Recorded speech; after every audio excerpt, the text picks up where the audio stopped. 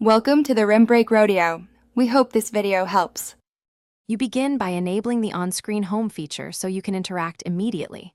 On iOS, enable Assistive Touch in Settings. On Android, open Accessibility and turn on navigation gestures or the on-screen button. Once enabled, you'll get a floating home icon. Drag it to the edge where it's reachable but unobtrusive. Make sure to test a single press to return home and a long press for multitasking. These first steps activate the control you'll customize next. You now customize what the on-screen home does and how it feels.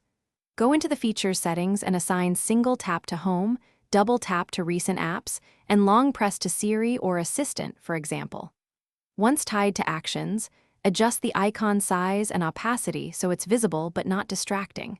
Also set touch delay or sensitivity to prevent accidental triggers.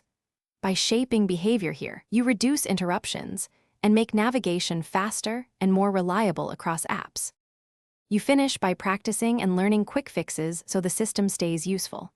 Use the on-screen home in everyday flows, one tap to leave apps, double tap for recent apps, or your custom gesture for screenshots.